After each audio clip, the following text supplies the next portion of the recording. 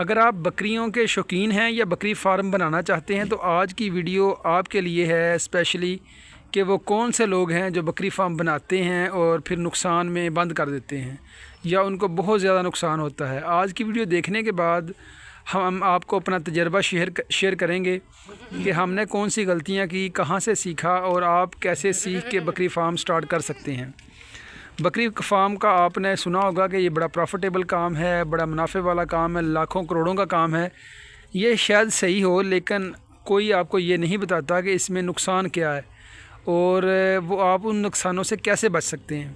मैं आपको अपनी मिसाल दूं कि जब मैंने बकरियां ली तो मैंने बकरा ना लिया बीच में, मैंने कहा चले बकरे की बचत कर लेते हैं, जब बकरियां बोलेंगी कि हीट पे आएंगी तो किसी और बकरे से क्रॉस करवा लेंगे। लेकिन यकीन जाने कि अच्छी खुराक के बावजूद 4 महीने बकरियां जो है वो क्रॉस नहीं हुई, ना ही हीट पे आई। लेकिन जब मैं बकरा लेके आया तो एक ही रात में 6 बकरियां मेरी क्रॉस हो गई। मकसद बात करने का ये है कि अगर आपने बकरी फार्म लेना है, बनाना है, तो बकरियां बाद में लेके आएँ, पहले आप बकरा लेके आएँ।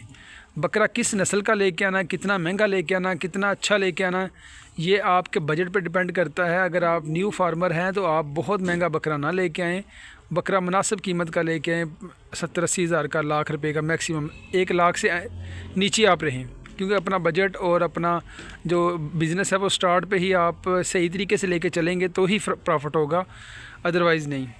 दूसरे नंबर पे अक्सर जो दोस्त गलती करते हैं वो बकरियां भी ले आते हैं और ब्रीडर भी ले आते हैं, अच्छी नस्ल की बकरियां ले आते हैं, लेकिन उनके पास प्रॉपर रहायश का इंतज़ाम नहीं होता। बकरियों की लाने से पहले आपकी रहायश जो है वो मुकम्मल होनी चाहिए। रहायश हवादार होनी चाहिए, सर्दियों से में वो गर्म हो और गर्मियों में वहाँ पे लो वगैरह ना चले और बारिश वगैरह से भी वो बची रहें बकरियाँ। आपको पता अक्सर दोस्तों जब बकरियाँ रखते हैं तो जो कमरे की छत है वो ऊपर से टपक रही होती है। जब कमरे की छत टपक रही होती है तो बकरियों का नुकसान होता है सावन भादरों में या बारिशों में। कोशिश करें कि रहायश प्रॉपर बनाएं, उसके बाद ही बकरियों का पंगा लें। अगर आपके पास रहायश नहीं है, बकरा नहीं है, तो बकरियां कभी ना लेके आएँ। इसके बाद खुरली का सबसे बड़ा मसला होता है कि जानवरों की खुरली कैसी होनी चाहिए। आज तक हमने पंजाब में रहे हैं, अच्छा हमारे घरों में भी बकरियाँ थीं, हमारे घरों में बकरियों की खुरलियाँ ना होने के बराबर होती थी। बल्कि हम जो चारा गाय के लिए या भैंस के लिए लेके आते थे उस पर खुले जानवर छोड़ देते थे। 15-20 मिनट जानवर खाते थे और खाने के बाद उनको पीछे रस्सी से बांध देते थे। अगर उनको डालना भी होता था तो उनको चारा डालते थे और उसके अंदर मींगनियाँ कर देते थे, पेशाब कर देती थी, और वो हमारे घर वाले कहते थे कि ये बकरियों का काम सही नहीं है, ये पट्ठे बहुत ख़राब करती हैं। तो बकरियों को अगर आपने मैनेज करना है, रखनी है, तो खुरली सबसे ज़रूरी है। मैंने यूट्यूब पे बेशुमार वीडियोस देखी, मुझे कोई ख़ास वीडियो नहीं मिली जिसमें मैं ये देख सकता कि खुरली कैसी हो। लेकिन अल्हम्दुलिल्लाह मैंने ये देखें खुरली बनाई है, सीमेंट की छोटी सी खुरली है और उसके ऊपर ये बांस और सरिये वगैरह लगाए हैं। इसका फ़ायदा आपको बताने की ज़रूरत नहीं है, आप देख सकते हैं कि ये देखें बकरियां खाना खा रही हैं और सुकून से मस्ती कर रही हैं। जिसका दिल करता है वो जहाँ पे दिल करे वो खाए, उसके बाद फिर वापस चली जाए। अगर यही बकरियों को मैं खुला छोड़ूं या ऐसी खुरली हो जिसके अंदर ये जा सकें, तो फिर ये आप कह लें कि हमने काम नहीं कर सकते, क्योंकि बकरियां जब इतना चारा ख़राब करेंगी तो हम कैसे बकरियों को रखेंगे। बकरियां तंग करेंगी तो हम बकरियों को कैसे रखेंगे। अक्सर लोग इस दुख से बकरियां बेच देते हैं कि ये बकरियों का काम सही नहीं है, चारा ख़राब करती हैं। लेकिन ये वीडियो में आप देख सकते हैं कि मेरी कोई एक बकरी भी चारा ख़राब नहीं करती, क्योंकि इसका एक तरीक़ाकार है। खुरली एक ख़ास किस्म की बनाई हुई है। आपने भी अगर बकरियाँ रखनी है तो कम से कम ये खुरली बनाएं, इस तरह की खुरली बनाएं कि बकरियाँ उसके अंदर ना जा सकें। अगर बकरियाँ उसके अंदर चले जाती हैं तो फिर आप बकरियाँ ना रखें। इसके बाद जो नेक्स्ट स्टेप है हमारा वो है खुराक। खुरली बन गई, बकरियाँ आ गई, बकरा आ गया, रहायश बन गई, और अब बारी है खुराक की। अपनी खुराक जो है वो कम से कम आप 6 महीने की अपने पास महफूज रखें। अब आप पूछेंगे कि महफूज मैं कैसे रखूं।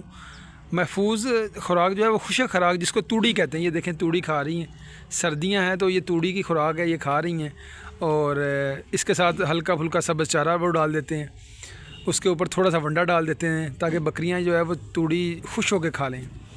कोशिश करें कि अपनी खुराक जो मौसम के मुताबिक हो वो रखें और साफ़ पानी इनको दें और ख़ुराक साफ़ सुथरी हो।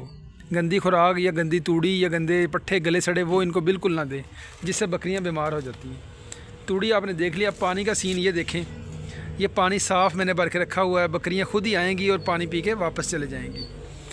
ये हमारे वो हो गए चीज़ें जो हमने करनी है। और आखिरी बात कि जब हम बकरियों को फ़रोख्त करें तो आप हौसले से फ़रोख्त करें, जल्दबाज़ी में फ़रोख्त ना करें। अगर आप जल्दबाज़ी में फ़रोख्त करेंगे तो आपकी चीज़ जो है वो मकामी कसाई जो है या मकामी जो व्यापारी है वो औने पौनों में लेगा।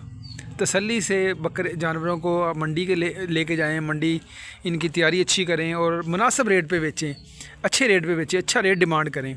अगर फ़र्ज़ करें आपकी चीज़ है 20,000 की, तो अगर आप उसको 6 महीने संभालने के बाद 15,000 में सेल कर देते हैं तो फिर आपको बकरी फार्म फ़ायदा नहीं देगा, ये फिर नुकसान ही देगा। इससे बेहतर है आप ये काम ना करें। मुझे उम्मीद है कि आपको इस वीडियो से हेल्प मिली होगी। मैं फिर आपको बता दूँ कि सबसे पहले बकरियाँ नहीं बकरा लेके आएँ और रहायश का इंतज़ाम करें, खुरली अच्छी बनाएं, खुराक अच्छी दें और इनको जब फ़रोख्त करें तो यानी कि टिक के फ़रोख्त करें, जल्दबाजी में फ़रोख्त ना करें, लॉस में यानी कि ना सेल करें। ये आपका गोल्ड है, ये सोना है और इस सोने को आप जल्दबाजी में सेल ना करें। अगर आपको ये वीडियो अच्छी लगे तो हमें सब्सक्राइब और बाकी काम कर दीजिएगा, इससे हमें सपोर्ट होगी। आपका शुक्रिया।